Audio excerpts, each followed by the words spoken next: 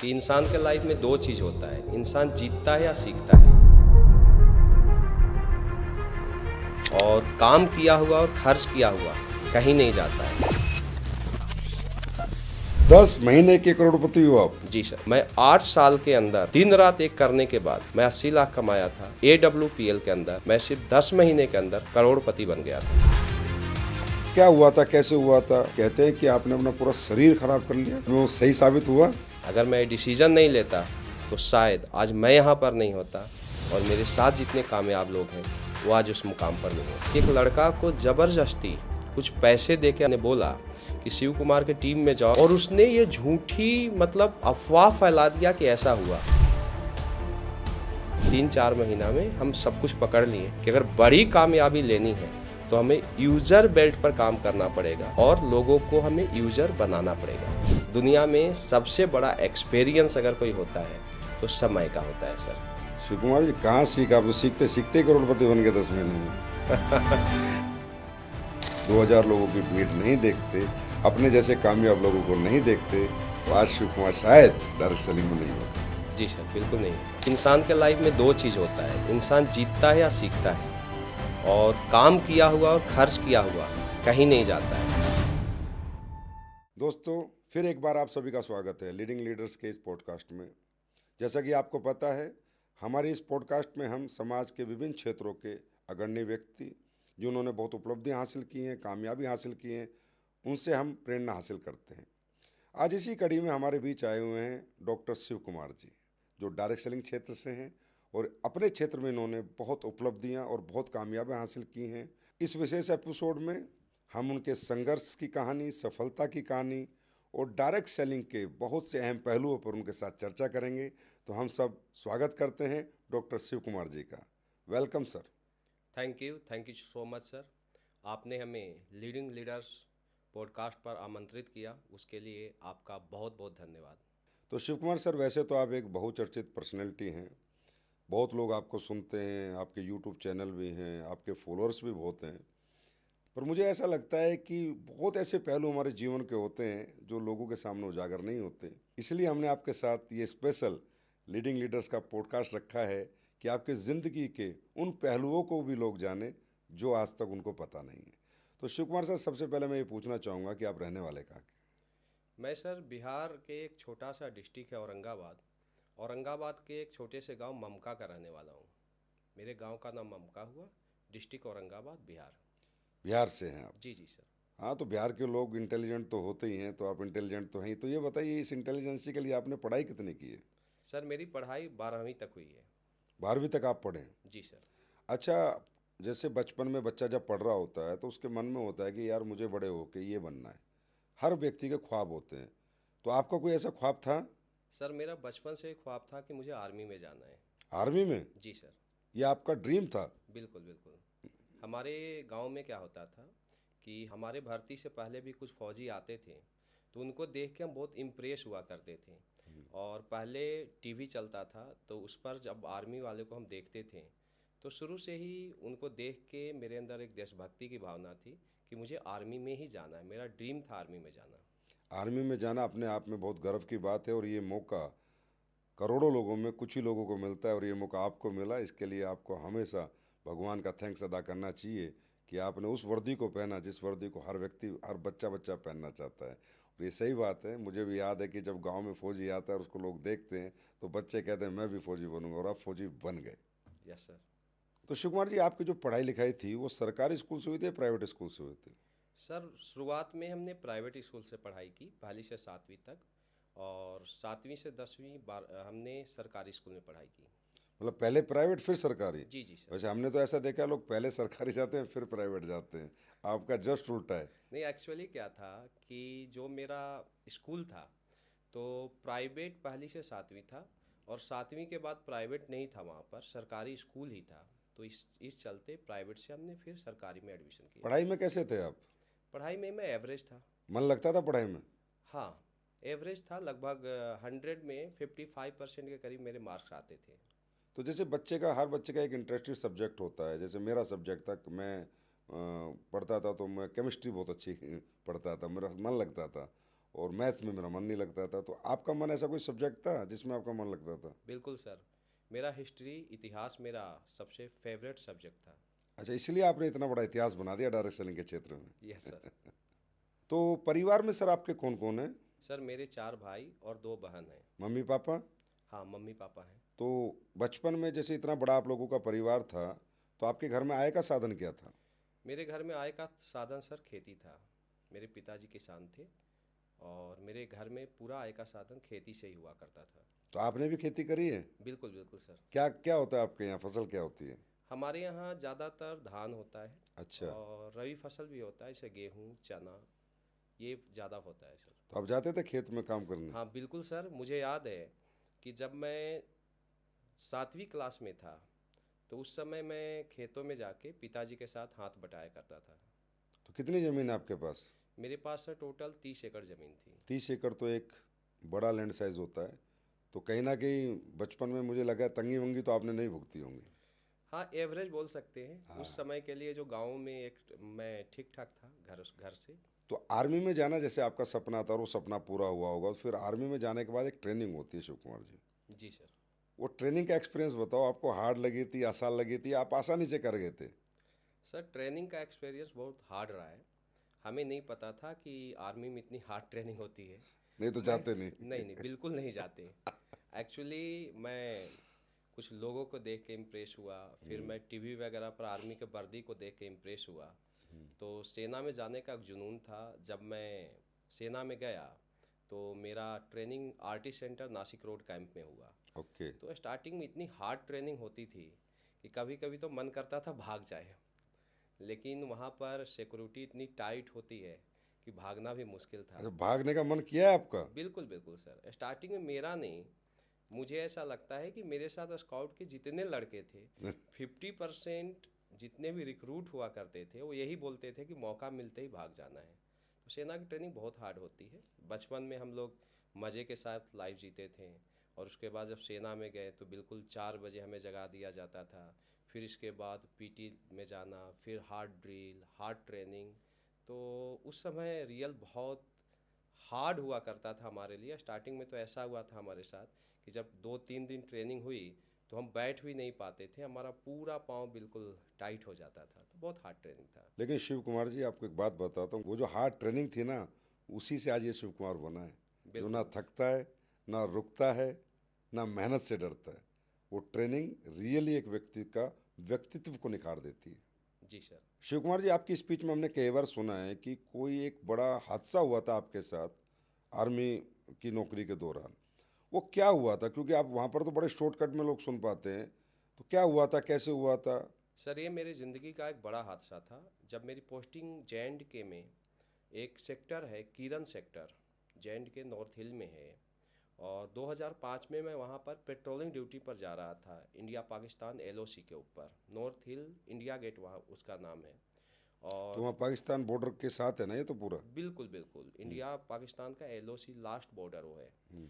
और जब ठंडी के बाद जब वो खुला था बॉर्डर, तो उसी वक्त मेरी पहली वहाँ पर पेट्रोलिंग ड्यूटी लगी। और उस समय जब जा रहा था तो मेरा पाँव स्लिप कर गया। लगभग 13,000 फीट ऊंची पहाड़ी से मैं नीचे गिरा। कितना? और तेरह 13,000 हजार फीट फीट जी जी, 13,000 फीट। वहाँ पर बिल्कुल बर्फ़ था सर, सूखी बर्फ़ थी। और जब मैं नीचे गिरा तो लगभग 500,000 फीट मैं नीचे जा रहा था, तो मुझे पता ही नहीं चल रहा था मैं कहाँ जा रहा हूँ। तो आर्मी में एक ट्रेनिंग दिया गया था मुझे कि अगर आप कहीं गिर जाते हो बर्फ़ के अंदर तो हाथ पांव मारना है। तो मुझे वो याद आया, तो मैं हाथ पांव चला रहा था, तो ऑटोमेटिक मुझे लगा मैं रुक गया हूँ। तो रुकने के बाद मैं देखा तो मैं कंसंटीना वायर जो एलओसी होता है मैं उसको पकड़ लिया था। मेरे हाथ से बहुत ज़्यादा खून निकल रहे थे और ट्रेनिंग में बताया गया था कि अगर खून निकलते हैं तो हाथ ऊपर करके पटका बांधना है। तो मैं सर से पटका खोला और बांधा, और वहाँ से बाई हेली मुझे लाया गया था आरआर हॉस्पिटल में। हेलीकॉप्टर के माध्यम हाँ, से? हेलीकॉप्टर के माध्यम से मुझे लाया गया था। वो मेरे ज़िंदगी का एक बहुत ही दर्दनाक हादसा था। तो शिव कुमार जी, कितने दिन लगे आपको रिकवर होने में? सर रिकवर होने में लगभग मुझे 6 महीने लग गए थे। 6 महीने हॉस्पिटलाइज थे आप? हाँ, हॉस्पिटल में कुछ दिन थे, फिर हम लीव पर गए और आर्मी में भी हमें कैटेगरी मिल गया था। तो लेकिन पूरा हीलिंग होने में मुझे 6 मंथ लग गए थे। पूरा हील होने में? जी जी सर। लेकिन ब्लेस्ड हो आप भगवान से। बिल्कुल बिल्कुल 13,000 फीट खाई में गिरने के बाद भी आज आप जीवित हैं और इतनी ऊंचाइयों पर हैं और इस मुकाम पर हैं। शायद परमात्मा ने इसी दिन के लिए आपको जिंदा रखा। बिल्कुल सर, भगवान का बहुत बहुत धन्यवाद। शायद हमें वो डायरेक्ट सेलिंग कराना चाहता था या लोगों के कैरियर के लिए कुछ कराना चाहता था, तो उस दिन मैं बच गया। नहीं तो मेरे से पहले उस खाई में जो भी गिरा है, एक इतिहास है, कोई भी नहीं बचा है सर। मैं ही वहाँ से बच के आया हूँ। शायद मेरे माता पिता का कर्म था या लोगों का दुआ था या भगवान का आशीर्वाद था, जो कि मैं वहाँ से बच के आ गया। उसके लिए भगवान का बहुत बहुत धन्यवाद। अच्छा शिव कुमार जी, मैंने आज ये समझा आपकी इस स्टोरी से कि आप इतने बड़े फॉलोअर क्यों। आपने बताया मैं गिर रहा था तो मुझे ट्रेनिंग याद आई कि हाथ पैर मारने मैंने मारे। आपने बताया कि मुझे हाथों से खून निकल रहे थे, मुझे बताया गया था आर्मी की ट्रेनिंग में पटका मारना है तो मैंने बांधा। आज मुझे रियली में आपकी कामयाबी का राज पता चला कि आपको जो ट्रेनिंग दी जाती है आप उसे 100% फॉलो करते हैं। यस सर, सेना से हमें बहुत कुछ सीखने को मिला। सेना में ऐसा बोला जाता है कि दिमाग लगाने को किसने बोला है, और डायरेक्ट सेलिंग से भी वो शूट करता है। इसीलिए सेना वाले भी लोग डायरेक्ट सेलिंग में बड़े बड़े लेवल पर हैं, सक्सेसफुल हैं। शिव कुमार जी, कभी आपकी ज़िंदगी में ऐसा कोई एहसास आपको हुआ था कि जो आप कर रहे हैं ये बहुत नहीं है? कोई ऐसा इंसिडेंट कि मुझे अभी बहुत कुछ करना है, या इम्पोर्टेंस ऑफ मनी आपको कभी लाइफ में लगी हो कि यार अगर आज ये पैसा होता तो ये घटनाक्रम मेरे साथ नहीं होता या मैं ऐसी ज़िंदगी नहीं जीता? क्योंकि दुनिया में दो तरह के लोग, एक व्यक्ति है जिसने ज़िंदगी में एक ही काम को करके पूरा जीवन जिया, नौकरी करके, चाहे वो टीचर है, चाहे डॉक्टर है, चाहे इंजीनियर है, चाहे आर्मी पर्सन है। पर आपके बारे में सबको पता है कि आपने डायरेक्ट सेलिंग में इतना बड़ा मुकाम हासिल किया है। तो ऐसी कोई प्रेरणादायक घटना रही है क्या? जी बिल्कुल सर। एक्चुअली जब मैं आर्मी में था तो 2006 में मेरा एक कज़न है, मेरा एक कज़न चचेरा भाई था, जिसको कैंसर हो गया था। और कैंसर होने के बाद मेरे से भी हेल्प मांगा मांगा गया पैसे का। लेकिन उस समय यह सच्चाई था कि मेरे पास पैसे नहीं थे, जिसके कारण मैं हेल्प नहीं कर पाया। और उसका इलाज हुआ, लेकिन उस तरीके का इलाज नहीं हो पाया जो होना चाहिए, जिसके चलते वो मेरा कज़न दुनिया से चला गया। उस समय मुझे पता चला कि पैसे का बहुत बड़ा इम्पोर्टेंस है, और ज़िंदगी में पैसा इसलिए कमाना चाहिए कि अपनों का कोई बुरा वक्त आए तो पैसा काम दे। मतलब वो आपके लिए एक दुखद घटना रही जी कि सर। अगर आज मैं अपने भाई के लिए मेरे पास पैसे नहीं है, अगर पैसे होते तो शायद मेरा भाई बच जाता। जी जी सर। वहाँ से आपके अंदर ये उमंग पैदा हुई होगी कि कुछ करना है। कुछ करना है। तो आपकी ज़िंदगी में डायरेक्ट सेलिंग कब आई थी? मेरे लाइफ में डायरेक्ट सेलिंग सर 2008 में आया। कहाँ पर? 2008 में मैं मेरठ पोस्टिंग आया था, और मेरठ पोस्टिंग आने के बाद मुझे डायरेक्ट सेलिंग के बारे में पता चला। तो आपने जैसे ही पता चला ऐसी इस अपॉर्चुनिटी को ग्रैब कर लिया, या आपके भी फॉलोअप्स वगैरह लगे थे? नहीं सर, डायरेक्ट सेलिंग के बारे में मुझे बताया गया, तो मैं डायरेक्ट सेलिंग के बारे में अधूरा जानता था। और मुझे ऐसा लगता था कि मैं डायरेक्ट सेलिंग के बारे में जानता हूँ, लेकिन मुझे कुछ पता नहीं था।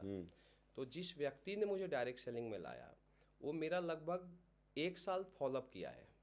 2007 से ही फॉलोअप स्टार्ट किया, लेकिन मैं उसे इग्नोर कर देता था। तो ऑटोमेटिक एक दिन ऐसा हुआ कि मेरठ में एक बड़ा सेमिनार चलता है संडे को, मुझे उसमें इनवाइट किया गया। और जब मैं सेमिनार में गया, लगभग 2000 लोग की भीड़ थी वहाँ पर। और मैं जब वहाँ पर देखा तो पता चला कि डायरेक्ट सेलिंग एक ऐसा कॉन्सेप्ट है जहाँ पर आर्मी वाले लोग बड़ी बड़ी कार मेंटेन कर रहे हैं, जहाँ पर मिडिल क्लास लोग बहुत बड़ी लग्जरी लाइफ को जी रहे हैं। तो मैं यहाँ पर वेन्यू को देख के इम्प्रेस हुआ, और मैं इस इंडस्ट्रीज को ज्वाइन किया। मतलब आपने बताया कि आप इंस्पायर हुए अपने जैसे कामयाब लोगों को देखकर। जी उससे सर। पहले आपके डायरेक्ट सेलिंग के कॉन्सेप्ट को पूरी तरह समझ ही नहीं पाए थे। तो थैंक्स टू वो दिन जिस दिन आपको किसी ने उस वेन्यू में इनवाइट किया, क्योंकि वो अगर उस वेन्यू में आप इनवाइट नहीं किए जाते, 2000 लोगों की भीड़ नहीं देखते, अपने जैसे कामयाब लोगों को नहीं देखते, तो आज शिव कुमार शायद डायरेक्ट सेलिंग में नहीं होता। जी सर, बिल्कुल नहीं होता। तो जब आप इंस्पायर हो गए और आप इस इंडस्ट्री में आ गए, नौकरी भी आप कर रहे थे, तो नौकरी करते करते ये बिजनेस आपने कैसे डेवलप किया? सर, जब मैं इस इंडस्ट्रीज को देखा तो मुझे पता चला कि यही वही इंडस्ट्रीज है जहाँ से मैं अपने सपनों को पूरा कर सकता हूँ। और नौकरी के साथ क्या होता था कि बहुत हार्ड स्ट्रगल हुआ। आर्मी में हम 4 बजे जगते थे। 4 बजे से हम कुछ सेना के बैरक वगैरह की सफाई किया करते थे 6 बजे तक। 6 बजे से हम पीटी में चले जाते 7 बजे तक। 7 से 8 हमें 1 घंटे का टाइम मिलता, उसमें हम जाके लोगों को इनविटेशन किया करते थे।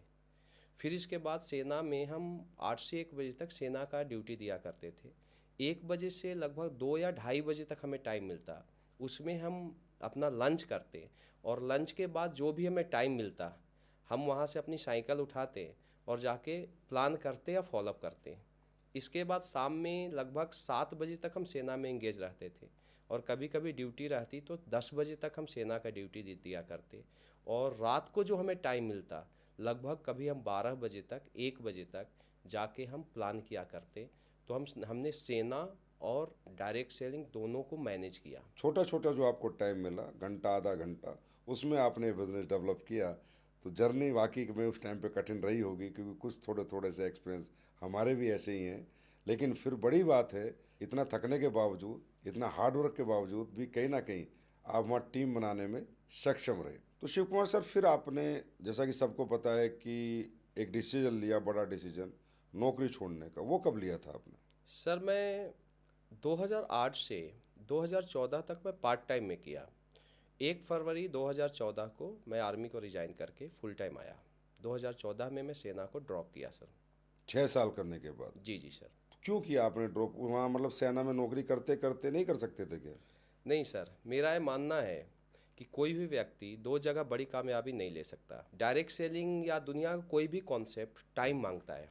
और जो हमें इस इंडस्ट्रीज के लिए टाइम देना चाहिए था, जॉब के कारण हम वो नहीं दे पा रहे थे, जिसके कारण हमें सेना को ड्रॉप करना पड़ा। तो जब आपने सेना ड्रॉप की थी, उस टाइम क्या कमाई हो रही थी, क्या इनकम थी आपकी? उस समय सर हमारी इनकम लगभग 60 से 80 हज़ार रुपये पर मंथ का था। 60 से 80 हज़ार? जी जी सर। तो आपने तो नौकरी करते करते ही काफ़ी अच्छी टीम बनाई है। जी सर, नौकरी के दौरान हमने बहुत मेहनत किया। एक्चुअली उस वक्त मुझे याद है कि जब हम सेना में 8 से 10 कभी ड्यूटी लगा करता था, या रात में हमें 2 से 4 ड्यूटी दिया करते थे, तो हम ड्यूटी पर ही, मुझे वो दिन याद है कि खड़े खड़े हम सोया करते थे। कभी हम 2 घंटा सोते थे, कभी 3 घंटा सोते थे। तो हम लोग हार्ड स्ट्रगलर थे सर, जिसके कारण सेना में रहते हुए भी एक अच्छी टीम बनाई थी। फिर आपने ये निर्णय लिया कि अब इस बिज़नेस को मैं फुल टाइम करूँगा। जी तो सर। 2014 में, मतलब 6 साल के बाद आपने फुल टाइम इस बिज़नेस में आप आ गए। तो फुल टाइम आने के बाद ग्रोथ बढ़ी थी? नहीं सर, जैसे मैं फुल टाइम आया तो एक्चुअली हमें ऐसा लगा कि फुल टाइम आने के बाद ग्रोथ बढ़ेगी। लेकिन मेरे साथ हादसा क्या हुआ कि 2-3 सिटी मेरी टीम टूट गई। ओके। और टूटने के बाद सीधा जो मेरा चेक सपोज कीजिए कि 80 हज़ार के करीब था, वो लगभग 40-45 हज़ार पर आ गया। फिर मैं दोबारा स्ट्रगल करके दोबारा टीम बना के फिर उसको मैं डेवलप किया सर। तो सर, फुल टाइम आने के बाद तो मज़ा आ रहा होगा? बिल्कुल सर। पार्ट टाइम में जो टाइम हम अपने टीम को नहीं दे पाते थे, वो टाइम हम फुल टाइम में दे पा रहे थे। क्योंकि पार्ट टाइम में क्या होता था, हम टीम बनाते थे लेकिन लोगों को ट्रेंड नहीं कर पाते थे। ओके। लेकिन फुल टाइम आने के बाद हमने लोगों को ट्रेंड किया, सिस्टम को हमने ज़्यादा से ज़्यादा प्रमोट किया, चूँकि टीम फुल टाइम आने के बाद ही स्टेबल हुई। अच्छा शिव कुमार जी, एक बात हमें और जानने को मिली है, हम इसकी सच्चाई आपसे जानना चाहते हैं कि आपने एक बहुत बड़ी जिद पकड़ी थी इस इंडस्ट्री में आने के बाद, कि जब तक मैं डायमंड नहीं बनूंगा तब तक मैं शादी नहीं करूंगा। क्या ये सच है? बिल्कुल सर। मैं 2008 में डायरेक्ट सेलिंग ज्वाइन किया। और 2008 में मैं ये बोल दिया था कि जब मैं डायमंड बनूंगा तभी शादी करूंगा। और 2008 से लंबा संघर्ष चला। मैं नवंबर 2015 में डायमंड बना। और डायमंड बनने के बाद 20 अप्रैल 2016 में मैं शादी किया। मतलब वो 8 साल जिद बाद। पूरी की आपने? जी जी सर। तो मतलब आपकी शादी, आपकी जो वाइफ की शादी है, वो एक डायमंड से हुई, ये आप चाहते थे? जी सर।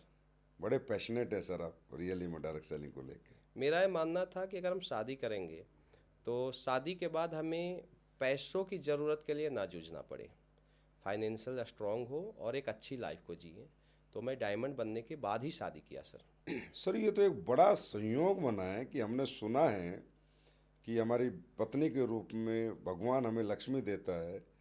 तो मतलब 2016 में आपकी शादी होती है अप्रैल में, और मई 2016 में आप एसलीपीएस वेलनेस प्राइवेट लिमिटेड का प्लेटफॉर्म चुनते हो, ये बहुत बड़ा कोइंसिडेंस है। तो अब ये बताइए, जब आप वहाँ एक कंपनी पुरानी वाली में आप डायमंड थे, फिर शादी होती है और उसके अगले महीने ही आप एडब्ल्यूपीएल क्यों चुनते हो? सर, मेरे वाइफ का आना रियल मेरे लिए बहुत लकी है। और मैं बोल सकता हूँ कि हमारे सक्सेस में मेरे वाइफ का भी एक बहुत बड़ा रोल है। सर, शादी तो मेरी पहले से फिक्स थी। लगभग 2016 में मेरी शादी हुई और वो डेट 2015 में ही रख दिया गया था। जी। लेकिन एक साल मेरे लाइफ में बहुत मतलब उथल पुथल हुए, और मेरे लाइफ के उस समय बहुत बैड एक्सपीरियंस रहे, गुड एक्सपीरियंस रहे। तो चूंकि मुझे डिसीजन लेना था, लेकिन मैं शादी का वेट कर रहा था, और 20 अप्रैल को मैं शादी किया। और इसके बाद लगभग 30 मई को मैं एक हार्ड डिसीजन लिया और AWPL को ज्वाइन किया। तो वो कैसे, कौन से गुड और बैड एक्सपीरियंसेस रहे आपके आपकी पुरानी कंपनी में, हम भी जानना चाहते हैं। सर, मेरे लाइफ के वहाँ पर बहुत खट्टे मीठे एक्सपीरियंस रहे। सबसे पहले मुझे वहाँ पर ये दिक्कत आई कि वहाँ पर कोई सिस्टम नहीं था। हमारी टीम में ना जाने कितने बार क्रॉस लाइन हुई, मुझे भी नहीं पता। मुझे याद है कि हर 3 महीने में कोई ना कोई क्रॉस लाइन होता था, बड़ा क्रॉस लाइन होता था, और उसका कोई भी कंपनी रिस्पॉन्स नहीं दिया करता था। दूसरा, हम लोग बहुत ज़्यादा मेहनत करते थे, लेकिन मेहनत करने के बाद प्रोडक्ट की अगर बात किया जाए तो कोई भी क्वालिटी बेस्ड प्रोडक्ट नहीं था। कोट पैंट हमें दिए जाते थे, वो फटे हुए कोट पैंट मिलते थे, साड़ी फटी हुई मिलती थी। और जब हम कोई कंप्लेन किया करते थे तो हमें बताया गया था कि नेटवर्क मार्केटिंग में हवा बिकता है, जबकि ये सच्चाई नहीं था सर। ये हमारे मतलब बहुत सारे इससे हमें दिक्कत आई प्रोडक्ट को लेकर। एथिक्स वहाँ पर नहीं था, जिसको लेकर हमें बहुत ज़्यादा दिक्कतें आई, और इसके चलते मुझे एक हार्ड डिसीजन लेना पड़ा सर। लेना नहीं चाहते थे? नहीं, मैं लेना नहीं चाहता था। जब मैं पिछली कंपनी को ज्वाइन किया था जो 2008 में, तो मैं ये सोच के ज्वाइन किया था कि यहीं पर काम करना है। अगर मुझे उस कंपनी को छोड़ना होता तो शायद मैं आर्मी के जॉब को ड्रॉप नहीं करता सर। सही बात है। मैं भी जॉब को ड्रॉप किया था, और मेरे टीम में भी कुछ लड़के थे जो आर्मी में थे और दूसरे जॉब में थे, जो जॉब को ड्रॉप करने के बाद फुल टाइम हमारे लिए डायरेक्ट सेलिंग कर रहे थे। तो हमारे लिए रियल ज़िंदगी का एक बहुत हार्ड डिसीजन था। पर वो डिसीजन हार्ड था, लेकिन उसके बाद में वो सही साबित हुआ। बिल्कुल बिल्कुल सर, मैं बोल सकता हूँ कि मैं आज जहाँ पर हूँ उसमें सबसे बड़ा रोल या मेरे लाइफ का टर्निंग पॉइंट रहा है कि मैं मई 2016 में AWPL करने का डिसीजन लिया। अगर मैं डिसीजन नहीं लेता तो शायद आज मैं यहाँ पर नहीं होता, और मेरे साथ जितने कामयाब लोग हैं वो आज उस मुकाम पर नहीं होते। होता है शिव कुमार जी, जब हम किसी भी एक संस्था के साथ एक लंबा समय हम व्यतीत कर लेते हैं, वहाँ एक रिलेशनशिप डेवलप हो जाती है, एक मोहब्बत डेवलप हो जाती है, एक प्यार डेवलप हो जाता है। लोगों को हम भरोसा दे के लाते हैं कि यार तुम चिंता ना करो, हम तुम्हारे साथ हैं, और हमें डिसीजन लेना पड़े, मैं समझ सकता हूँ। लेकिन कभी कभी कुछ डिसीजन जीवन को बेहतर बना जाते हैं, और ये जो आपने बताया कि बैड एक्सपीरियंसेस, ऐसे बैड एक्सपीरियंसेस अब थोड़ा कम हो रहे हैं, लेकिन पहले तो सभी लोगों के साथ यही था कि हवा बेचो, प्रोडक्ट मत बेचो। जी sir. Shiv Kumar sir, AWPL में जब आप आए होंगे तो आपकी पुरानी टीम भी होगी, तो सब आपके साथ आ गए थे या कुछ आए थे कुछ रह गए थे? मैक्सिमम टीम सर मेरे साथ आई थी। और एक्चुअली क्या था कि पिछली कंपनी में हम लोग बहुत ज़्यादा मेहनत किया करते थे। लगभग 8 साल में हमने जो टोटल टीम बनाई थी 18,000 की टीम बनाई थी, दोनों साइड में खुद मेहनत करके काम किया था। और मेरा बोलना है कि कोई मेरे साथ नहीं आता है। अगर आपने लोगों के साथ काम किया है तो लोग आपका साथ देंगे, और अगर आपने लोगों के लिए काम नहीं किया है तो लोग आपका साथ नहीं देंगे।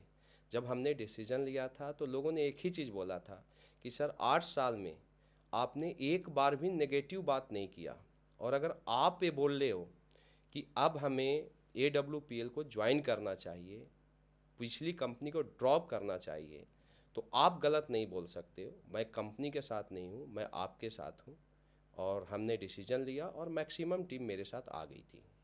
अच्छा शिव कुमार जी, मुझे ये भी पता चला है कि इतनी मेहनत आपने की है उन 8 साल में, कि कहते हैं कि आपने अपना पूरा शरीर खराब कर लिया। जी सर। एक्चुअली अगर मैं बोलूँ तो उन 8 साल में मुझे याद है कि मैं रात में बसों में धक्का खाता था। कभी मेरठ से दिल्ली आता और दिल्ली से बस पकड़ता, कभी फर्रुखाबाद जाता, दिन में मीटिंग करता, फिर वहाँ से दूसरी ट्रेन पकड़ता, फिर मैं कोलकाता जाता, फिर वहाँ मीटिंग करता, फिर वहाँ से मीटिंग करने के बाद मैं चंडीगढ़ निकलता, मैं वहाँ मीटिंग करता। मुझे याद है सर, मैं एक एक साल घर से बाहर रहा हूँ और इतना हार्ड स्ट्रगल किया कि ना मेरा खाने का ठिकाना होता था, ना मैं शरीर को ध्यान देता था। और रियल अगर स्ट्रगल की बात किया जाए तो मैं पिछले कंपनी में स्ट्रगल किया हूँ सर। तो यहाँ आने के बाद कितने दिन में अचीवमेंट आ गई थी आपको? सर यहाँ आने के बाद एक्चुअली जब मैं AWPL ज्वाइन किया तो मुझे नहीं पता था कि प्रोडक्ट का क्या अहमियत होता है। मुझे यहाँ आने के बाद पता चला कि क्वालिटी बेस्ड प्रोडक्ट का रिजल्ट कितना बड़ा होता है। और मेरे साथ AWPL का प्रोडक्ट काम करना स्टार्ट किया, यहाँ के एथिक्स का साथ मिला, यहाँ का प्रिंसिपल का मुझे साथ मिला। और जहाँ पर मैं 8 साल के अंदर दिन रात एक करने के बाद मैं 80 लाख कमाया था, AWPL के अंदर मैं सिर्फ 10 महीने के अंदर करोड़पति बन गया था सर।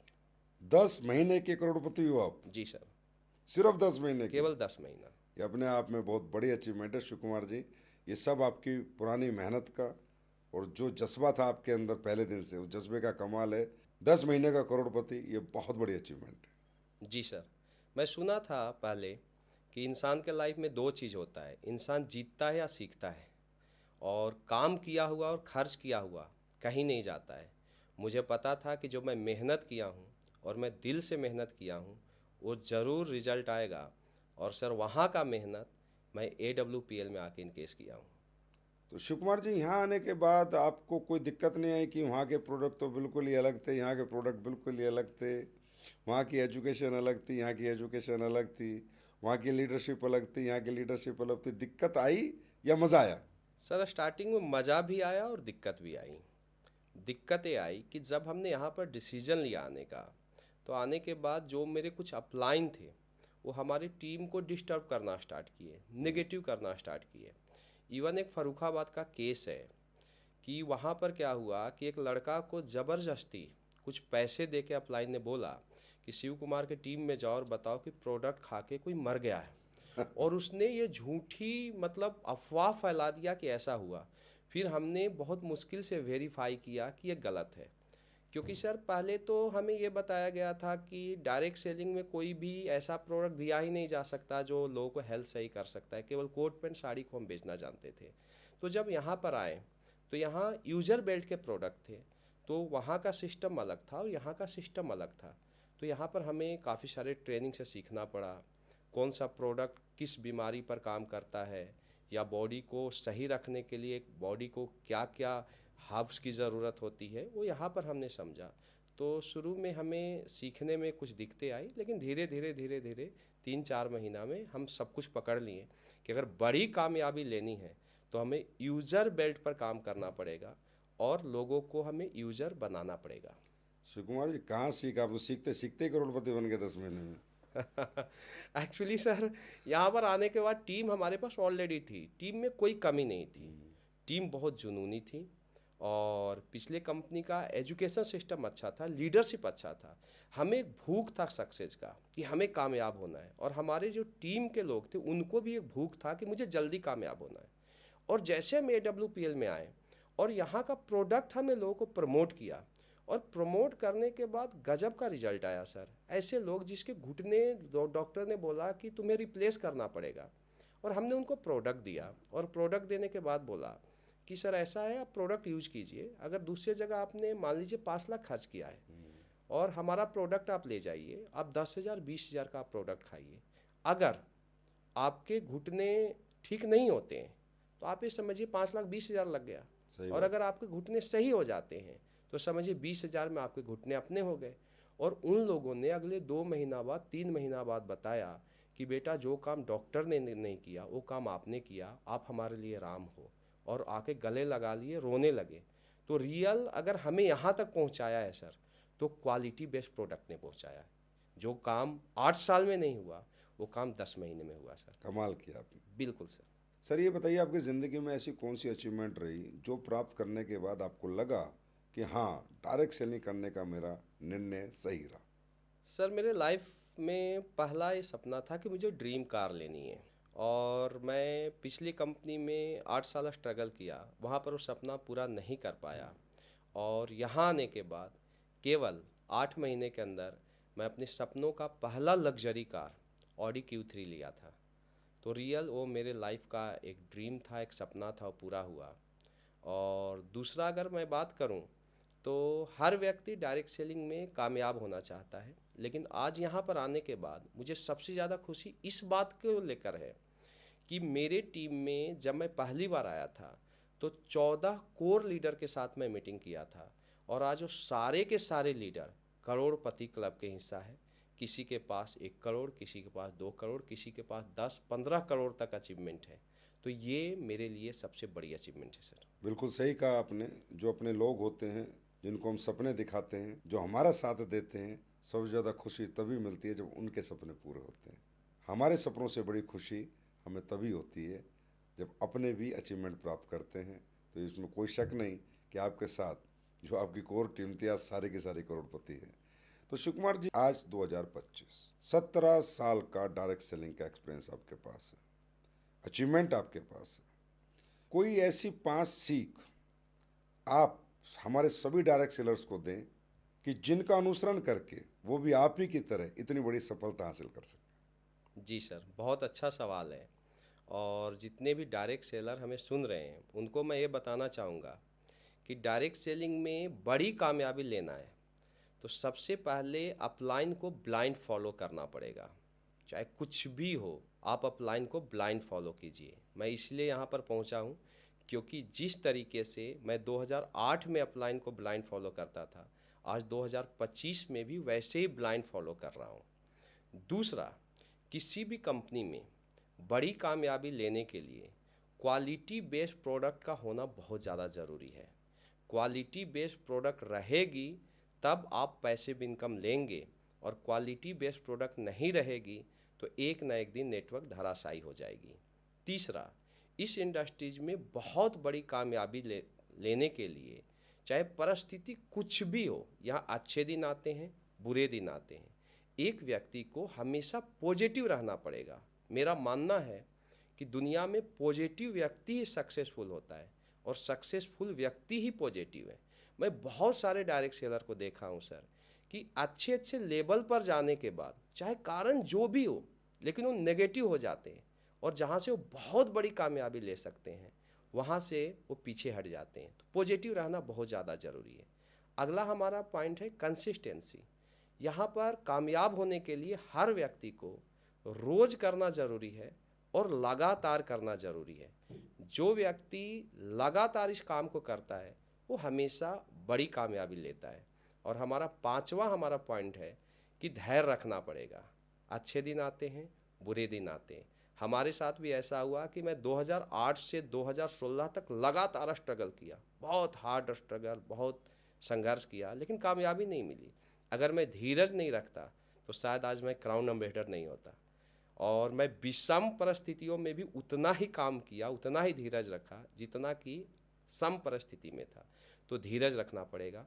ये मेरे डायरेक्ट सेलर के 5 पॉइंट्स हैं जिसको अगर फॉलो करे हर व्यक्ति तो यहाँ से सर बड़ी कामयाबी ले सकता है। शिव कुमार जी, बहुत बेहतरीन शिक्षा आज आपने अपने 17 साल के एक्सपीरियंस से डायरेक्ट सेलर्स को दी है। और प्रैक्टिकली इसमें 2-3 बात मैं भी जोड़ना चाहूँगा आपके साथ कि जैसे शिव कुमार जी ने कहा ब्लाइंड फॉलो, तो ब्लाइंड फॉलो हम अपलाइन को इसलिए नहीं करते कि वो हमारा सीनियर है या वो हमारा अपलाइन है या वो हमारा खुदा है।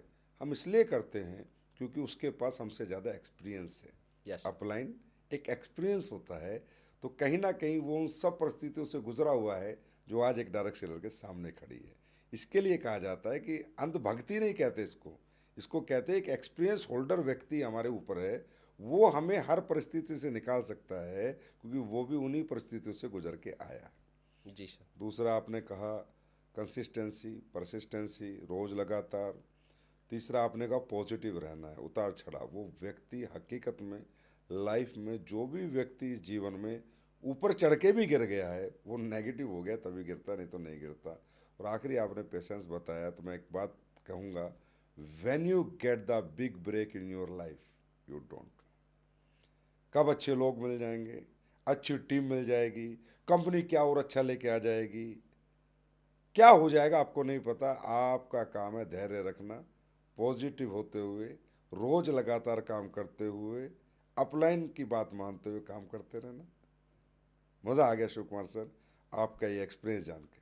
शिव कुमार सर, एक डायरेक्ट सेलर जब आता है तो वो बहुत छोटी सी इनकम करता है, और कभी कभी तो ऐसा होता है कि उसकी जॉब से ज़्यादा पैसा आ रहा होता है और यहाँ कम पैसा आ रहा होता है, और फिर एक समय पर आके वो ज़्यादा भी कमाने लगता है। तो मैं ये जानना चाहूँगा, क्या फाइनेंशियल मैनेजमेंट भी डायरेक्ट सेलिंग की कामयाबी में कुछ असर करता है? बिल्कुल सर। इस इंडस्ट्रीज में अगर किसी को भी कामयाब होना है, दुनिया कोई भी इंडस्ट्रीज है, तो उससे अपने फाइनेंस को मैनेज करना पड़ेगा। मेरा ये मानना है कि यहाँ पर अगर बड़ी कामयाबी लेनी है तो अब जो भी उसका इनकम आता है 50% कम से कम बिजनेस पर खर्च करना चाहिए। क्योंकि बहुत सारे मेहनती लोगों को मैं देखा जो मेहनत बहुत ज़्यादा करते हैं लेकिन उनकी ब्रांडिंग कमज़ोर है, वो खर्चे नहीं करना चाहते।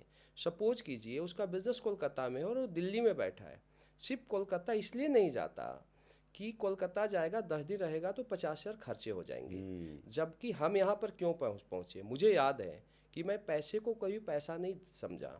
मुझे याद है कि अगर मुझे चंडीगढ़ जाना है तो यहाँ से सीधा गाड़ी पकड़ता था, चंडीगढ़ जाता था, होटल में रहता था, वहाँ टीम को एजुकेट करता था और फिर वापस दूसरे सिटी में चला जाता था।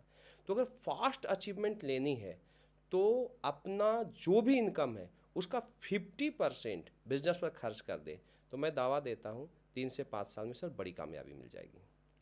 3 से 5 साल में बड़ी कामयाबी मिलेगी, 50 साल तक कामयाबी रहेगी। इसमें मैं आपको एक बिजनेस ट्रेनिंग है जो आपने कहा, आपने तो अपने एक्सपीरियंस से कहा, ये प्रैक्टिकली वर्ल्ड वाइड एक ट्रेनिंग है कि अगर आपको छोटी दुकान को बड़ा बनाना है तो छोटी दुकान से कमाया हुआ पैसा दोबारा डालोगे दुकान में तो ही दुकान का साइज बड़ा बनेगा। इसे कहते हैं री इन्वेस्ट। री invest your income in your business. क्योंकि व्यापार में ये ट्रेनिंग्स हैं, बिजनेस वर्ल्ड की ट्रेनिंग है कि व्यापार में जो व्यापार आपको पैसा कमा के दे रहा है आप उसको क्या दे रहे हो। सिर्फ मेहनत नहीं, आप भी उसके पार्टनर हो। आप और बिजनेस, आप दो पार्टनर हो। जो इनकम आएगी दोनों में बराबर बटेगी। अगर जो ज़्यादा लेके जाएगा उसकी ज़िंदगी इम्बैलेंस हो जाएगी। अगर हम पैसा कमाते हैं तो जो पैसा हमें आता है उसे हमें 50% री इन्वेस्ट बिजनेस पे और 50% अपने जीवन के सुधार पे करना चाहिए। और एक बात और मैं बताना चाहता हूँ इस पॉडकास्ट में, क्योंकि ये बड़ा मुद्दा आपने रखा है, कि ये 50% हमेशा नहीं रहता है। ये 50% रहता है एक लिमिटेड रैंक तक। जैसे आप ब्लू डायमंड बने होंगे 50%, ब्लैक डायमंड 50%, बस। फिर ये आता है 50 से 40, 40 से 35, 35 से 30, फिर 25, फिर 20। इसी तरह आते आते आते पता चलेगा कि जब आपका ब्रांड एम्बेसडर का चेक आएगा तो मात्र 10% री इन्वेस्ट करना है आपको, और उससे अगला रैंक आपका तैयार हो जाएगा। तो ये परसेंटेज री इन्वेस्ट का कम भी होता चला जाता है अचीवमेंट के अनुसार, रैंक के अनुसार और इनकम के अनुसार। लेकिन अगर कोई व्यक्ति अपने बिजनेस को अपना पार्टनर नहीं बनाता है और अपना प्रॉफिट अपने बिजनेस के साथ शेयर नहीं करता है तो उसके बड़े बिजनेस भी कभी भी छोटे हो जाते हैं। ये बहुत बड़ा सबक है, बहुत बड़ा लेसन है। जिसको भी डायरेक्ट सेलिंग में अपना फ्यूचर चाहिए उसको ये फाइनेंशियल मैनेजमेंट करना आना चाहिए। शिव कुमार जी। बिल्कुल बिल्कुल सर।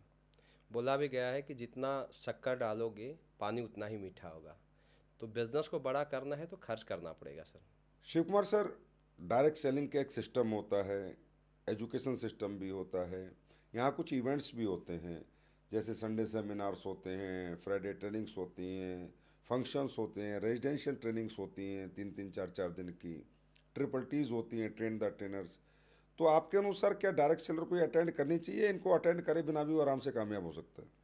बिल्कुल सर, अटेंड करनी चाहिए। मेरा ये मानना है कि छोटा टीम अपने तरीके से बनाया जा सकता है, लेकिन बड़े टीम को बनाने के लिए हमेशा सिस्टम को ब्रांडिंग करना चाहिए, सिस्टम को मजबूत करना चाहिए।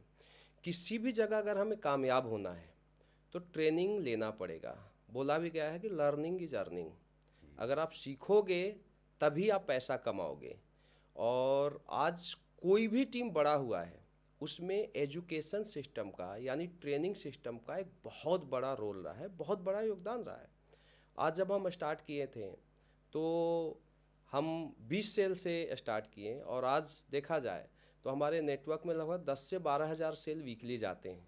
तो अगर 8 साल में 20 सेल से 10 से 12 हज़ार सेल वीकली गया है, तो इसके पीछे सबसे बड़ा रोल रहा है हमारे मजबूत ट्रेनिंग सिस्टम का। अब पहला हो गया ट्रेनिंग, दूसरा हो गया वेन्यू। वेन्यू अगर मैं बोलूँ, और मैं डायरेक्ट सेलिंग में आया ही था तो वेन्यू को देख के आया था, क्योंकि वेन्यू में क्या होता है, एक माहौल होता है सर। जो माहौल संडे के सेमिनार में मिल जाएगा, वो माहौल 1-to-1 प्लान में किसी को भी नहीं मिल सकता है। तो एक माहौल को पॉजिटिव बनाने के लिए एक सेमिनार को स्ट्रॉन्ग करना ज़रूरी है। और दूसरा हो गया फंक्शन। फंक्शन की आप बात कर रहे हैं, तो फंक्शन मैं बोल सकता हूँ कि विज़न को क्लियर करने का सबसे बड़ा माध्यम है। हम 1-to-1 किसी को भी डायरेक्ट सेलिंग का बड़ा रूप हम नहीं दिखा सकते कि डायरेक्ट सेलिंग कितना बड़ा है, लेकिन जब कोई भी फंक्शन होता है, चाहे वो छोटा फंक्शन हो चाहे एक बड़ा फंक्शन हो, जब आम व्यक्ति ये देखता है कि एक व्यक्ति को, एक डायमंड को, एक अम्बेसडर को, एक क्राउन अम्बेसडर को इतना बड़ा इज्जत मिलता है, तो इज्जत को देख के प्रेरित होता है कि मुझे भी ऐसी इज्जत चाहिए। क्योंकि मेरा ये मानना है कि डायरेक्ट सेलिंग में शुरू में पैसा कम आता है और मेहनत ज़्यादा करना पड़ता है, जबकि बाद में क्या होता है कि मेहनत जीरो होता है और पैसा बहुत बड़ा आता है। तो शुरुआत में कोई भी व्यक्ति पहले साल या दूसरे साल इसीलिए टिकता है कि वो इज्जत को देख के टिकता है कि मुझे ऐसी इज्जत कमानी है। तो सर ट्रेनिंग का भी एक बहुत अलग अलग रोल है, वेन्यू का भी एक बहुत अलग रोल है। और चाहे हम 3 नाइट 4 डे का हम सेशन करते हैं जिम कॉर्बेट में, एसओएस करते हैं, या कोई भी हम एक्टिविटी करते हैं, तो उसका भी एक बहुत बड़ा रोल है वर्कशॉप का। जिस भी नेटवर्क में ट्रेनिंग सिस्टम और सेमिनार स्ट्रॉन्ग होगा, वो नेटवर्क कभी भी डेड नहीं होगा। उस नेटवर्क में डेड रेशियो कम होगा और एक दिन वो नेटवर्क के लीडर जरूर कामयाब लीडर में तब्दील होंगे।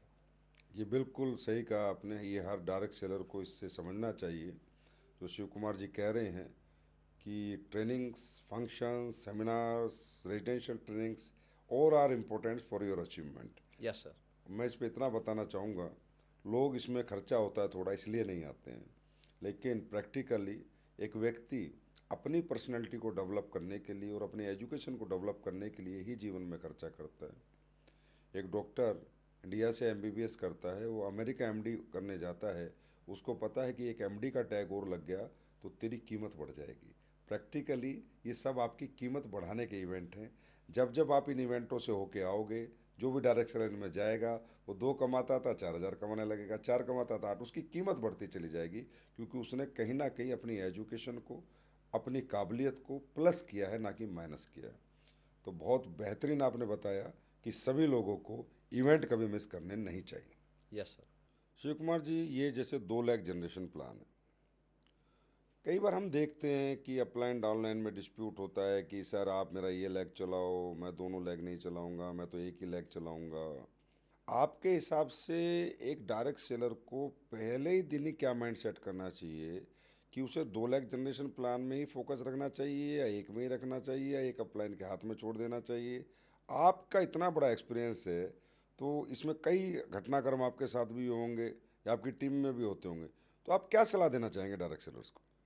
मैं सर सभी डायरेक्ट सेलर्स को ये सलाह देना चाहूँगा कि अगर बड़ी कामयाबी लेना है, बड़ा सक्सेस लेना है, तो हमेशा दोनों लेग में काम करना पड़ेगा। एक्चुअल में देखा हूँ, मेरा एक एक्सपीरियंस रहा है कि कोई डायरेक्ट सेलर आया और उसका वन साइडेड स्ट्रॉन्ग है और वो दूसरे साइड में फोकस करता है, तो क्लियर है कि अपलाइन जिस साइड में फोकस होके काम करेगा फिर वो पावर हो जाता है।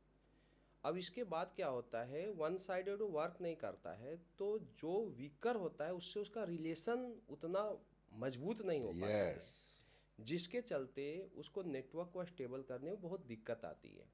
दूसरा, जो लीडर वन साइडेड वर्क करता है, सपोज कीजिए कि एक साइड में उसका बहुत अच्छा नेटवर्क है और दूसरे साइड में नेटवर्क वीक है, तो जो वीक साइड के नेटवर्क के लोग होते हैं उसके माइंड में ये चीज़ आ जाती है कि इसके पास सिर्फ मैं हूँ, मेरे अलावा और भी कोई ऑप्शन नहीं है, तो अपलाइन के ऊपर हावी हो जाता है।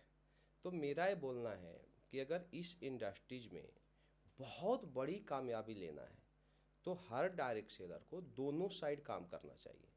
और इससे क्या होता है सपोज कीजिए कि कोई लेग वीक है, तो जो लेग वीक होता है उसमें हमेशा नेगेटिव लोग ज़्यादा होते हैं, और जो पावर लेग होता है, जो स्ट्रॉन्ग लेग होता है, उसमें पॉजिटिव लोग ज़्यादा होते हैं। सर, जो लीडर दोनों लेग में जाता है उसका रिलेशनशिप दोनों लेग्स के लोगों से अच्छा होता है, क्योंकि कोई भी व्यक्ति अगर यहाँ पर बड़ा बनना है तो ये जर्नी 10 करोड़ 20 करोड़ का नहीं है, ये जर्नी 100 करोड़ का है। और 100 करोड़ तक पहुँचने के लिए हमेशा एक डायरेक्ट सेलर को दोनों लेग पर खड़ा रहना पड़ेगा। तो मेरा ये डायरेक्ट सेलर्स को मैसेज है कि अगर आपको 100 करोड़ तक जाना है तो आप दोनों लेग्स में काम कीजिए। बड़ा परफेक्ट मैसेज आपने दिया है। मैं इसमें इतना सा प्लस करूँगा कि आपके पास अगर एक पावर भी है, लोग भी खूब हैं, फिर भी आपको जाना है, क्योंकि आपको इन्हीं लोगों को और आगे लेके जाना है। नंबर्स बहुत बड़े हैं 100 करोड़ तक पहुंचने के लिए। तो अगर आपके रिलेशनशिप, व्यवहार, आचार, ट्रेनिंग, मीटिंग आपकी जैसी ही होंगी, आपके दोनों नेटवर्क में आप ही की मॉनिटरिंग होंगी, आप ही के विचार होंगे, तो दोनों नेटवर्क आपके हिसाब से चलेंगे। नहीं तो एक नेटवर्क अपलाइन के हिसाब से चल रहा है, एक आपके हिसाब से चल रहा है, एक इधर कंफ्यूज है, एक इधर कंफ्यूज है। इसीलिए ग्रोथ आपकी उतनी फास्टेस्ट नहीं होती जो लोग एक ही लेग में काम कर रहे होते हैं। मैं ये नहीं कहता कि आपके को पावर ना मिले या आपके अपलाइन के माध्यम से जो लीडरशिप आई है वो आपके लिए काम ना करे, मैं ये नहीं कहता। आपके पास जितना मर्जी बड़ा पावर है, कोई दिक्कत नहीं, पर आप उस पावर में भी अपने आइडियाज़, अपनी ट्रेनिंग्स, अपनी मीटिंग्स शेयर करेंगे और उनको भी अपने साथ जोड़ेंगे, तो एक ही सोच से दोनों नेटवर्क आपके चलेंगे और जो आपको 100 करोड़ तक पहुंचाएंगे। तो शिव कुमार जी, बिल्कुल आपने सही कहा, हमें अपना फोकस और इन्वॉल्वमेंट दोनों लेग पे करके रखना चाहिए, चाहे पावर कितना ही बड़ा हो, पर जाना वहाँ भी चाहिए। Yes sir. Shiv Kumar sir, कई बार होता है कि अपलाइन डाउनलाइन के भले की बात करता है, उसके अच्छे की ही बात करता है, क्योंकि डाउनलाइन अगर बड़ा बनता है तो अपलाइन भी कहीं ना कहीं बड़ा ही बनता है, हम सब मिलके बड़े बनते हैं। पर आप उन लोगों के बारे में क्या कहना चाहेंगे जो अपलाइन की बात मानते ही नहीं है, हमेशा ही अपलाइन को कहते हैं मैं मेरे हिसाब से कर लूँगा? तो आपके अनुसार ये सही है, उन्हें बात माननी चाहिए? और अगर वो नहीं मानते तो अपलाइन को कैसा रिएक्ट करना चाहिए? सर, अपलाइन का काम है समझाना, समझाना और समझाते रहना। अगर कोई लीडर बात नहीं भी मानता है तो अपलाइन उसे समझाते रहे और हम्बल रहे, क्योंकि कुछ चीज़ें क्या है कि समय समझा देती है। आज ऐसे बहुत सारे लोग हैं जो आज से 3 4 साल 5 साल पहले अपलाइन की बातें नहीं मानते थे, लेकिन आज वही काम उनके और डाउनलाइन के बीच हुआ तो उनको पता चल गया कि उनके सक्सेस में अपलाइन का कितना बड़ा रोल है। तो अपलाइन को अपना रोल करना चाहिए, उसे कभी भी अपने रोल को नहीं छोड़ना चाहिए। एक समय ऐसा आएगा कि समय बता देगा, समय उसे समझा देगा कि क्या सही है और क्या गलत है। दुनिया में सबसे बड़ा एक्सपीरियंस अगर कोई होता है तो समय का होता है सर। सही कहा आपने। हमें भी ये सिखाया गया है कि आपकी डाउनलाइन को एक बार बताओ, 2 बार बताओ, 3 बार बताओ, 30 बार, आपका काम है बताते रहो। वो नहीं कहते जागते रहो, आपका काम है सही बात बताते रहो। वो नहीं मान रहा तो उसको हाल पे छोड़ दो, पर आप कोई गुस्सा उक्सा मत करो उस पर, डांटा वाटा डांटना टूटना नहीं है। बोलो भाई ठीक है, ओके, बेस्ट ऑफ लक, आप करो अपने हिसाब से, बढ़ो आगे, मानो तो सही, ना मानो तो सही, क्योंकि हम किसी को ज़बरदस्ती अपनी बात नहीं मनवा सकते, लेकिन हम समझा तो पूरी ज़िंदगी सकते हैं। बिल्कुल बिल्कुल सर। आज के समय में तो पापा अपने बच्चे के लिए इतना कुछ करते हैं, लेकिन हर बच्चा अपने पापा की बात नहीं मानता है। तो अपलाइन भी एक पापा की तरह है, मैं बोल सकता हूँ एक माँ की तरह होना चाहिए अपलाइन को, जिसको अपना रोल करना चाहिए। उसका डाउनलाइन उसको क्या देगा, क्या करेगा, इससे उसको कोई लेना देना बिल्कुल नहीं सही। है। अपलाइन अगर अपना रोल करेगा तो मेरा मानना है कि डाउनलाइन एक दिन ज़रूर समझेगी कि अपलाइन हमारे लिए क्या किया है, और एक समय सक्सेसफुल होने के बाद ज़रूर बोलेगा डाउनलाइन कि सर, आपके मार्गदर्शन के कारण, आपके गाइडलाइन के कारण मैं यहाँ तक पहुँचा हूँ। ऐसे बहुत सारे लीडर मेरे लाइफ में आए जो पहले नहीं समझते थे कि लीडर उनके लिए क्या कर रहा है, लेकिन आज वो समझते हैं कि आज वो जहाँ तक पहुँचे हैं उसमें अपलाइन का एक बहुत बड़ा रोल है। तो मैं बोलता हूँ अपलाइन को एक माँ का रोल करना चाहिए। मैं आपको बताता हूँ, जैसे अभी आपने कहा कि बच्चे पापा की बात नहीं मानते, नहीं, मानते शुरू में नहीं है, 30-35 साल बाद कहते पापा सब सही कहते थे, पापा पढ़ने के लिए कहते थे, पापा कहते थे बेटा बस 12 साल पढ़ ले पूरा जीवन ऐश करेगा, लेकिन हम क्रिकेट खेलते थे, तब समझते हैं। जी जी। तो वो कहावत है, when you understand the game of your life, जब तक आप सही गलत समझते हो, you are too old to play, फिर उस गेम को आप खेल नहीं पाते। यस। आज मैं कुछ ऐसे उदाहरण जानता हूँ हमारी कंपनी में, मेरे पास आते हैं कई बार अपलाइन, सर ये बात नहीं मानता, सर मैं इसका ये कर दूंगा, सर मैं इसका ये कर दूंगा। कई बहुत केस है मेरे पास ऐसे आते ही रहते हैं, क्योंकि इतनी बड़ी कंपनी है। तो मैं लोगों को कहता हूँ पेशेंस संयम रखो, कुछ मत बोलो। बोला सर कैसे ना बोलें, सर हम कहते हैं एस में आना है तो एस में लोग नहीं लेके आ रहा, सर हम कहते हैं फंक्शन में आना तो फंक्शन में नहीं आता, सर ना कभी क्या नाम है हमें सही फिगर देता। मैं कहता हूँ वक्त समझाएगा, समय समझाएगा, अभी बच्चा है नहीं मान रहा, बड़ा होने दे, डायमंड बनेगा तो समझेगा, ब्लू डायमंड बनेगा तो समझेगा, ब्लैक डायमंड बनेगा तो समझेगा, रॉयल डायमंड बनेगा तो समझेगा, क्राउन डायमंड बनेगा तो समझेगा। जैसे जैसे इसकी उम्र इस व्यापार में बढ़ती जाएगी, यही बंदा सब बातें मानेगा। और हकीकत में शिव कुमार जी, जो आज से 2 साल पहले कुछ नहीं मानते थे प्लानों के, सब कुछ मान रहे हैं। बिल्कुल बिल्कुल सर, समय सब कुछ समझा देती है। और एक तो मेरे पास ऐसा एग्जाम्पल है कि एक लीडर हैं, उन्होंने ब्लैक डायमंड तक सिस्टम को फॉलो ही नहीं किया, सिस्टम से बाहर रहे। ब्लैक डायमंड के बाद उनको पता नहीं क्या हुआ, एक ट्रेनिंग हुई थी हम लोगों की CLT, जी सर। उसमें उन्हें समझ में आ गया यार मेरी तो सारी गलतियां हैं, और उन्होंने फॉलो कर लिया। शिव कुमार जी 25,000 के चेक से 2 लाख की कैपिंग भी लगा दी मात्र 1 साल के अंदर। तो माना ना, लेकिन ब्लैक डायमंड के बाद माना कि यस हाँ सर। सिस्टम और अपलाइन को मानना चाहिए। तो मानते हैं लोग, लेकिन हमें भी संयम रखना चाहिए एज ए अपलाइन। एकदम से ऐसा रिएक्ट नहीं कर देना चाहिए कि अभी मानो, मानेंगे। हमारा काम है समझाना, समझाना और समझाते रहना। रहना। सर जैसे अभी आपने बताया कि आपका एक्सपीरियंस रहा कि प्रोडक्ट से रिजल्ट्स आते हैं, अच्छे होते हैं, तो एक अच्छी इनकम, अच्छी ग्रोथ कम समय में लोगों को मिलती है। तो मैं आपसे ये पूछना चाहता हूँ कि हम इस बिज़नेस में आने के बाद हमें प्रोडक्ट सिर्फ बेचने में ध्यान देना चाहिए या खुद भी यूज़ करना चाहिए? कई बार होता ये है कि हम बेच तो प्रोडक्ट कमाने के लिए अपनी कंपनी के रहे हैं, और हमारे जो डेली यूज़ के प्रोडक्ट है वो खा दूसरी कंपनी के रहे हैं। तो आपके हिसाब से क्या हद तक सही है? सर आपका ये बहुत ही अच्छा सवाल है, और मैं इस पर ये बताना चाहूँगा कि किसी भी डायरेक्ट सेलर को लोगों को अपने प्रोडक्ट के बारे में बताने से पहले उसको खुद प्रोडक्ट यूज करना चाहिए। क्योंकि जब तक कोई भी डायरेक्ट सेलर अपना प्रोडक्ट यूज नहीं करेगा तो उसे पता कैसे चलेगा कि हमारा प्रोडक्ट कितना क्वालिटी बेस है। दूसरा चीज़, उसे विश्वास नहीं होगा कि हमारे प्रोडक्ट में कितना दम है, कितना ताकत है, और उसकी डाउनलाइन भी कॉपी करेगी। क्योंकि बोला गया है कि जो आप बोलते हो वो लोग नहीं करते हैं, जो आप करते हो वो लोग करते हैं। तो मेरा ये बोलना है कि सबसे पहले जो भी प्रोडक्ट है आप खुद यूज कीजिए। अगर आपको रिजल्ट आएगा तो आप ऑटोमेटिक आप लोगों को बताएंगे, और फिर इसके पहले प्रोडक्ट यूज कीजिए, फिर आप लोगों को प्रोडक्ट के बारे में बताइए। तो मेरा ये बोलना है कि हर डायरेक्ट सेलर को एक बेस्ट यूज़र बनना चाहिए। क्योंकि अगर हम प्रोडक्ट यूज़ नहीं करते हैं, अब हम अपने घरों में प्रोडक्ट यूज़ नहीं करवाते हैं, तो हम लोगों को क्या मैसेज दे सकते हैं कि हमारा कौन सा प्रोडक्ट अच्छा है या कौन सा प्रोडक्ट ख़राब है। तो मैं तो सर शुरू से ही अपने प्रोडक्ट यूज़ करता था, और आज तो हमें मज़ा आता है। जैसे मैं कुछ प्रोडक्ट बोलता हूँ, जैसे हमारा डेंटो डॉग है या हमारा पंच तुलसी है, हमारे जितने मसाले हैं, अगर इनकी बात किया जाए तो मैं दावे के साथ बोल सकता हूँ कि वर्ल्ड में इस कैटेगरी का प्रोडक्ट नहीं है।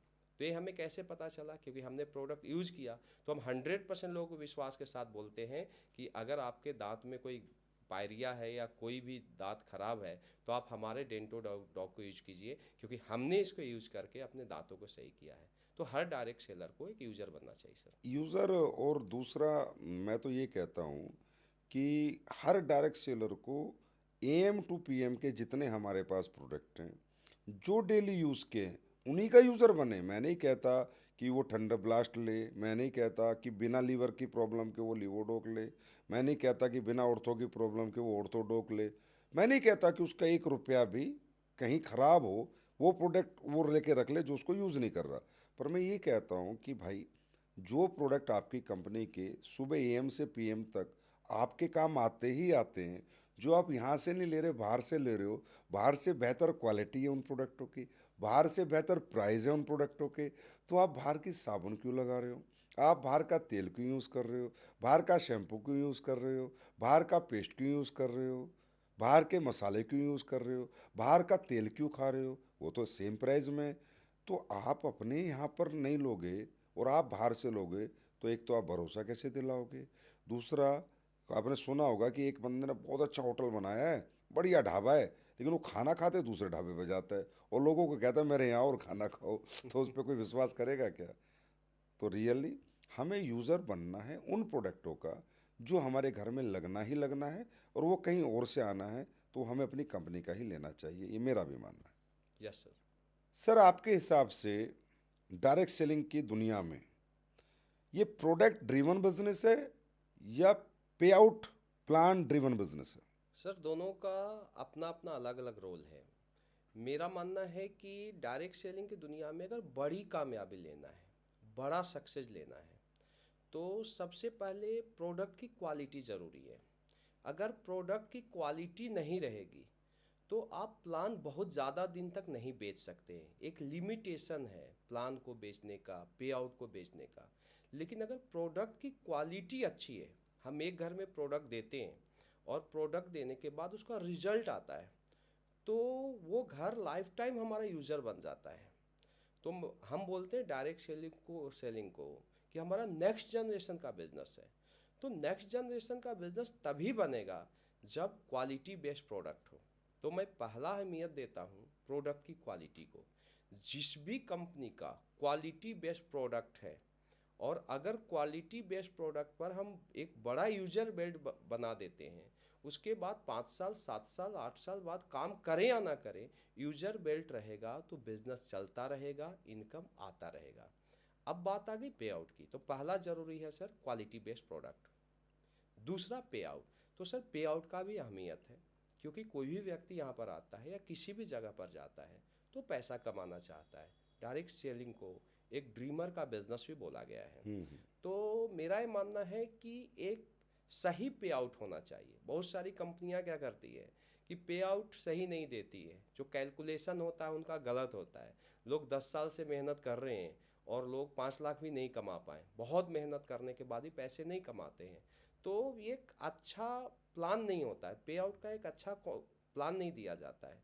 तो एक कैलकुलेटेड पे आउट होना चाहिए कि हमारा पैसा हमें मिले, डाउनलाइन का पैसा डाउनलाइन को जाए, कंपनी का पैसा कंपनी को जाए। तो जब एक अच्छा पे आउट रहेगा किसी भी कंपनी का, तो कामयाबी जल्दी मिलेगी। एक लड़का आता है और पे आउट अच्छा नहीं है, उसको 1 करोड़ कमाने में 10 साल लग जाता है, और किसी कंपनी का पे आउट अच्छा है और वो कामयाबी 3 साल में मिल जाएगी, और 3 साल में एक लड़का डायरेक्ट सेलिंग की दुनिया में करोड़पति बन जाता है। तो मैं मानता हूँ कि हजारों लोग देख के उससे इम्प्रेस होंगे और डायरेक्ट सेलिंग में आएंगे, अपना करियर अपॉर्चुनिटी से बनाएंगे। तो सर दोनों का अलग अलग रोल है। पहला जरूरी है प्रोडक्ट और इसके बाद पे आउट। मतलब कहना ये है कि सबसे ज़रूरी तो प्रोडक्ट की क्वालिटी, जी और आपके प्रोडक्ट नीड बेस हों, यूज़र बेस हों और वर्थेबल भी हों। जी जी। और आपके प्रोडक्ट अगर क्वालिटी प्रोडक्ट हैं तो ही आपके जनरेशन टू जनरेशन कैरियर है। नहीं यस तो सर। ये कैरियर 5-7 साल में कभी भी ख़त्म हो सकते हैं, हुआ है किसी सर। के भी, कितना हुआ ही है बड़ा सर। उसने धंधा कर लिया हो। पे आउट की मैं बात करूं, बिल्कुल आपने सही कहा है, लेकिन चलो हर व्यक्ति का अपने अपने समझ है, अपने अपने तौर तरीके हैं कि पे आउट में अगर अच्छी हैंडसम इनकम होती है तो लोग थोड़ा जल्दी ग्रोथ कर लेते हैं। तो वो तो देखो सबका अपना अपना कहना है, कौन कितना बांटेगा कौन कितना देगा, ये तो सबके अपने अपने विचार है, कौन कितना रखेगा। उस पर मैं जा नहीं कमेंट करूँगा कि भाई ठीक है, कंपनियों को कैसे अपना इंफ्रास्ट्रक्चर चलाना है, कैसे सिस्टम चलाना है, वो कंपनियों के ऊपर है। लेकिन हाँ, हैंडसम अमाउंट आएगा तो व्यक्ति जल्दी ग्रोथ करेगा, और उसकी ग्रोथ को देख के कहीं ना कहीं एक बड़ा तबका समाज का डायरेक्ट सेलिंग की तरफ अट्रैक्ट होगा, और डायरेक्ट सेलिंग में इन्वॉल्व होकर वो भी अपना कैरियर बनाएगा। Yes sir. तो सर, प्रोडक्ट पे हम बात कर रहे थे, तो अब मुझे ये और बता दीजिए कि डायरेक्ट सेलर जब सुबह घर से निकले तो क्या सिर्फ उसको अपना प्रेजेंटेशन फोल्डर लेके निकलना है या प्रोडक्ट भी लेके जाना चाहिए। सर बहुत अच्छा सवाल है, और मेरा ये मानना है कि हर डायरेक्ट सेलर को जब वो प्लान फोल्डर लेके निकलता है तो प्रोडक्ट उसके बैग में होना चाहिए। क्योंकि अगर हम किसी के पास जाते हैं, तो आज मेरा ये मानना है कि दुनिया में केवल 5% लोग ड्रीमर हैं।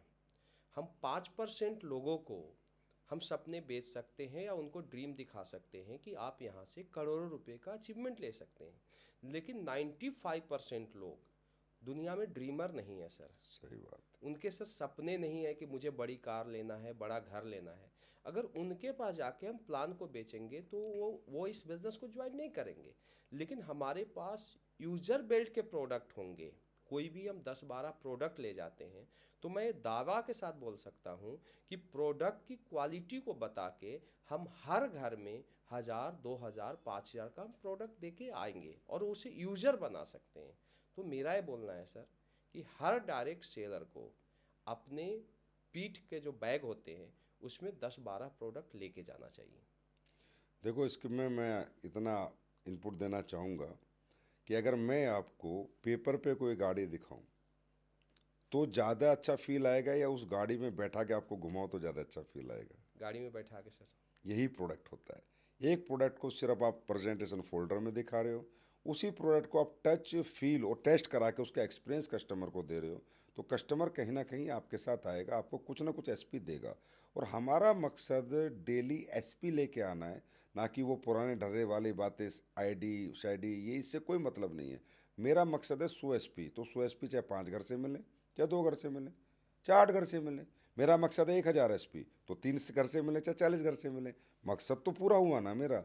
और अगर हर घर में कंज्यूमर है, हर घर में नेटवर्कर नहीं बैठा, हर घर में ड्रीमर नहीं बैठा। ये मैं भी कहना चाहूँगा आपकी बात से सहमत होते हुए कि बिना प्रोडक्ट के घर से ना निकलें। रही बात आपकी लीडरशिप की, आपकी नेटवर्क मार्केटिंग की, जब आप अच्छा कंज्यूमर बेस बना लेंगे तो उसमें से नेटवर्कर अपने आप निकल के आएंगे। जब आपके पास एक बड़ा कंज्यूमर बेस आएगा तो अपने आप नेटवर्कर निकलेंगे, अपने आप टीम बिल्डिंग होगी, अपने आप आपकी बड़ी बड़ी टीमें बनेंगी। और अगर आपके पास यूज़र बेल्ट जितनी ज़्यादा है, समझ लीजिए इनकम उतनी ही आपके पास ज़्यादा है। तो शिव कुमार सर, अब जानते हैं थोड़ी आपकी अचीवमेंट्स के बारे में। अब हम ये जानना चाहते हैं कि आज आप कितनी कार मेंटेन कर रहे हैं? सर आज मेरे पास 2 कार हैं। एक हमारे पास ऑडी Q3 है और दूसरा पॉर्श है। तो ये पोर्शे कब ली थी आपने? सर पॉर्शे लिए मुझे 3 साल हो गए। ये बड़ा नाम है इस कार का, जी सर। बहुत बड़ा नाम है। तो ये इसके बारे में भी कोई है, कोई ऐसी स्टोरी कि आपने सोचा यार मैं, भाई मर्सिडीज भी ले सकते थे, BMW भी ले सकते थे, जैगवार भी ले सकते थे, कि मैं पोर्श लूँगा? जी सर बिल्कुल। जब मैं ऑडी लिया तो चूंकि उस समय ऑडी, BMW, मर्सिडीज़ का एक बहुत बड़ा क्रेज़ था। तो चूंकि ऑडी लेने के बाद मैं सोचा कि मैं ऐसी कार लूं जो कि मतलब बहुत कम लोग वहां तक सोचते हैं। तो मैं उस कैटेगरी से नेक्स्ट लेवल के कैटेगरी में जाना चाहता था। तो मैं सर्च किया सारा शोरूम में जाके, तो मुझे पॉर्श समझ में आया कि ये कार लेने के बाद रोड पर चलने के बाद मज़ा आएगा।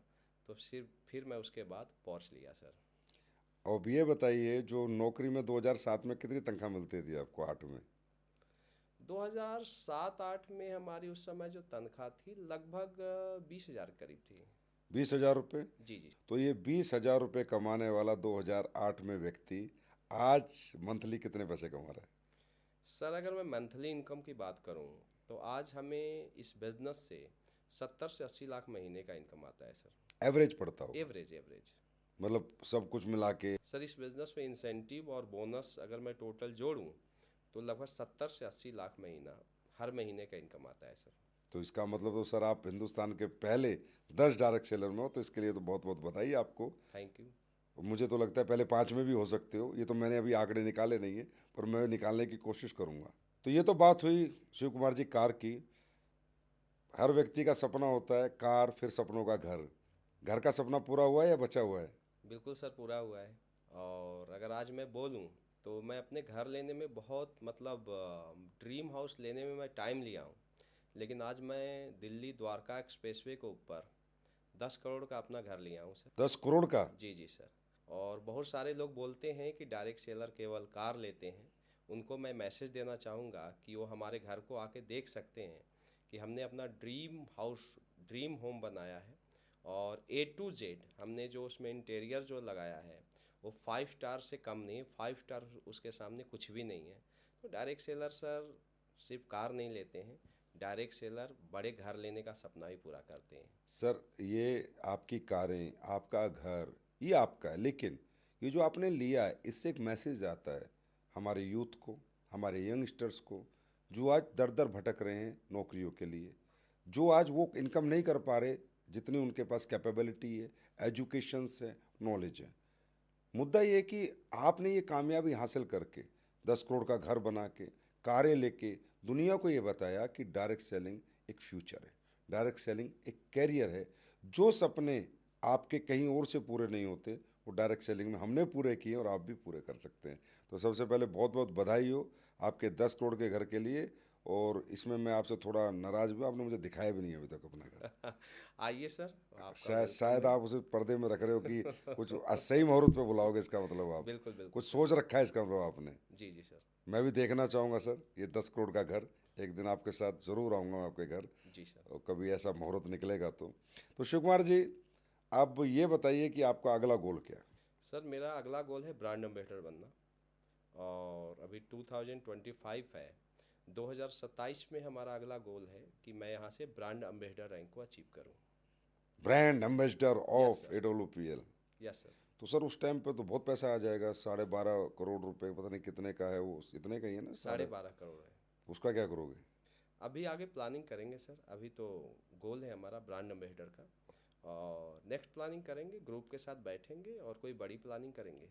आपका क्या है ना सर, 80 लाख आ रहे हैं तो इतने पैसे आ रहे हैं तो वो प्लानिंग, कितनी प्लानिंग करें? बोला है सर किधर अभी इतना पैसा आ रहा है कि कभी ये ले लेते हैं। तो बोला आप तो बोलो बड़े बन चुके हो। बस बहुत सर। बड़ी बात है कि आपने अपने डायरेक्ट सेलिंग कैरियर में 2008 से लेके 2016 तक बिना कुछ प्राप्त करे भी हिम्मत नहीं हारी, और फिर अपने आप को रीडिस्कवर किया। इसे कहते हैं रीडिस्कवर।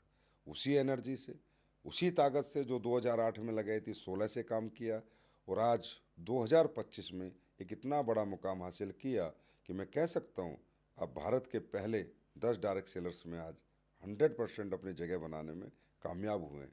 और हो सकता है आने वाले समय में नंबर 1 भी हों, क्योंकि आप बहुत मेहनती हैं, बहुत लगनशील हैं और बहुत सौम्य स्वभाव के भी हैं। मुझे आपके बारे में पता है। तो दोस्तों, बड़ा अच्छा लगा आज डायरेक्ट सेलिंग के कुछ अहम पहलू हमने शिव कुमार जी से जाने। अब थोड़ा सा इनकी हॉबीज़ के बारे में जानते हैं। शिव कुमार जी, बहुत बेहतरीन, महत्वपूर्ण, नॉलेजेबल ये सेशन रहा। आपने रियली बहुत अच्छी अच्छी बातें और ऐसे एक्सपीरियंस शेयर किए जिससे मुझे लगता है आने वाले समय में इस पॉडकास्ट को सुन के बहुत डायरेक्ट सेलर्स की ज़िंदगी बदलने वाली है। मैं जाने से पहले एक रैपिड फायर राउंड आपके साथ करूंगा और कुछ पर्सनल जानकारी आपके बारे में हासिल करना चाहूँगा। सर, आपका ड्रीम डेस्टिनेशन डोमेस्टिक भारत के अंदर क्या है, जहाँ बार बार घूमना पसंद करते हैं? गोवा और शिमला। एक सर। गोवा सर। और इंटरनेशनल? दुबई। दुबई कितना पसंद है आपको? जी जी सर। सर, आपका पसंदीदा खाना? लिट्टी चोखा। हाँ, बिहार से हो तो लिट्टी चोखा ही होगा। आपका मनपसंद सिंगर? कुमार सानू। आपका मनपसंद स्पोर्ट्स? क्रिकेट। खेलते हैं आप क्रिकेट? Yes sir. मुझे भी आउट किया हुआ है आपने। Yes sir. आपकी मनपसंद एक्ट्रेस? दीपिका पादुकोण। और आपका मनपसंद एक्टर? अमिताभ बच्चन। आपकी ड्रीम कार? रॉयल्स रॉय। आपका मनपसंद काम? Direct selling. आपका मनपसंद कलर? ब्लू। आपकी आज तक की सबसे मनपसंद मूवी? 3 इडियट्स। शिव कुमार जी, आपके साथ आज बात करके, ये सेशन करके इतना अच्छा लगा कि मुझे भी बहुत नॉलेज और बहुत कुछ ऐसा जानने को मिला जो मैं भी आपके बारे में नहीं जानता था। और मुझे लगता है ये आज का पॉडकास्ट सेशन इस दुनिया में जितने भी लोग देखेंगे वो बहुत इंस्पायर होंगे। और ख़ासकर डायरेक्ट सेलर्स इस सेशन को सुनने के बाद, आपका जो एक्सपीरियंस जो आपने शेयर किया है, जो नॉलेज दी है, उसको अपनाने के बाद बहुत बड़ी संख्या में लोग सफल होंगे। तो शिव कुमार सर, आपका बहुत बहुत धन्यवाद। Thank you so much sir. तो दोस्तों, आज के इस पॉडकास्ट में हमें शिव कुमार सर के बारे में जानने को बहुत कुछ मिला। बहुत उन्होंने एक्सपीरियंस शेयर किए और बहुत नॉलेज शेयर की। तो जुड़े रहिए हमारे इस लीडिंग लीडर्स चैनल पर अगले पॉडकास्ट के लिए, फिर मिलने के लिए एक प्रेरणादायक व्यक्तित्व से। बहुत बहुत धन्यवाद।